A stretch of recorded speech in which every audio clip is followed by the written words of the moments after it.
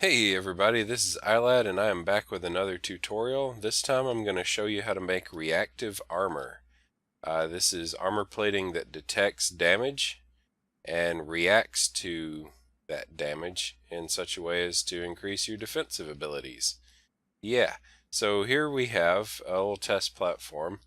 It's a very straightforward little test. Basically just have an armor segment. It's not really armor, as you can see. It's actually hull, but that's just to keep the test simple. I don't have to blast quite so many missiles at it to generate a hull. As you can see, there's some red lights on the test platform. They're not going off. And if I fly my little Izanth over here, you can see condition green, hull integrity nominal, right? Right. That is until I unleash a little bit of fury on this. Boom. Boom. Aha! And all of a sudden, defensive shields come up. Now I've got to work my way through that, which, without any actual shielding involved, isn't super hard, but there it is. I do have to work for it a little bit, right? Meanwhile, we've got red alert status going on here, and we have a display screen that reads red alert, hull breach section 9. So, yeah. Let's have a look at how this works. Alright, so now I'm in build mode on the actual entity that, on the actual test platform. I'll show you an undamaged version here in just a little bit, but you can see that what I've got going on back here are active activation modules. And there used to be one right here, and there used to be another one right about there.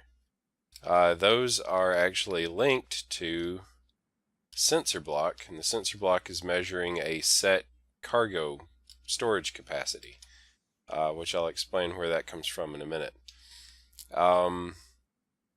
When the threshold changes, basically the whole shebang goes off. Like the force field comes up, the red alert system activates, and the display changes.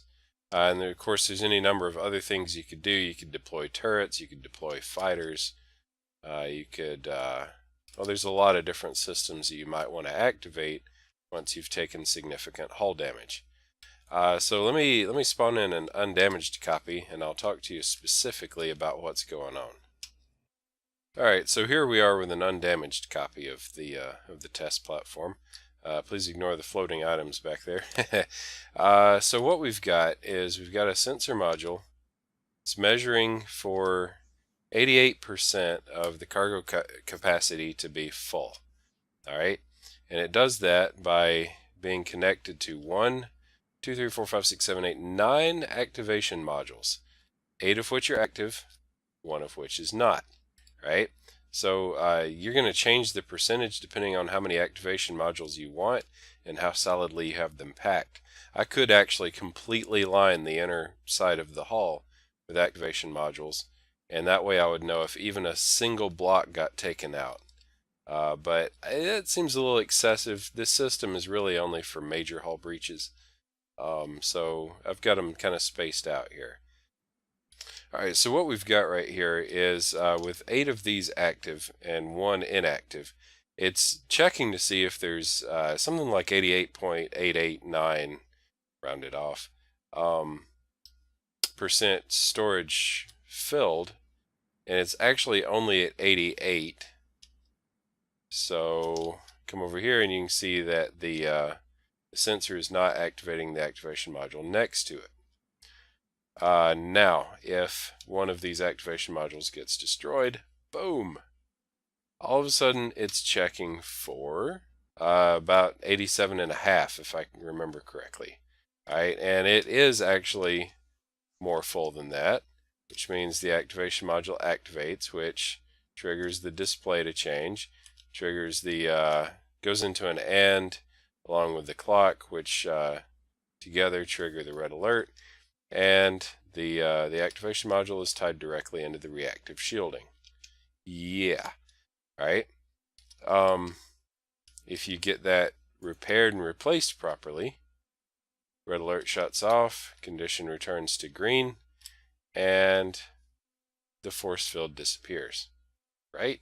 So yeah, really quickly I want to explain a little bit about the percentages again. So the idea here is that the way I had it spaced out, I ended up with 8 activation modules actually on the hull plate, and then 1 that's down in the protected core of the ship that's not active. Okay, so the amount of stuff that's in the cargo needs to be between this percentage when it's fully intact and the percentage that are turned on with one single activation block being destroyed. All right, so you need to break out your calculator, do a little math.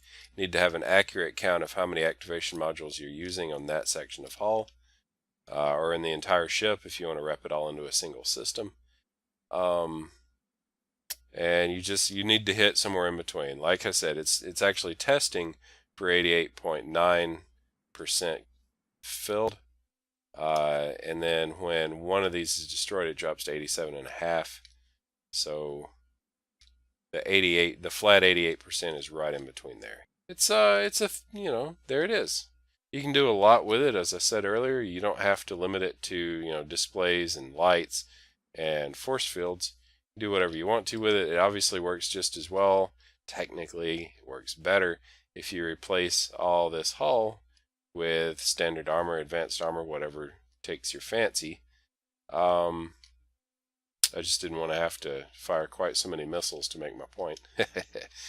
But yeah, by doing this, by having a different sensor block on every section of hull plating, you can even get your display to list, through adding the message, you can get it to list which sections of hull plating have actually been breached, which is pretty awesome. You can do any number of things with that. The force field, truthfully, is not exactly the most economical way of actually protecting your ship, but yeah, it is something I thought was pretty cool. Might make for a good roleplay experience. So anyhow, I hope this was helpful or inspirational. I hope you are able to do something awesome with it. If you are, let me know. I would love to see, whatever you turn this into. And yeah, I hope you enjoyed this. Thank you for watching. Bye-bye.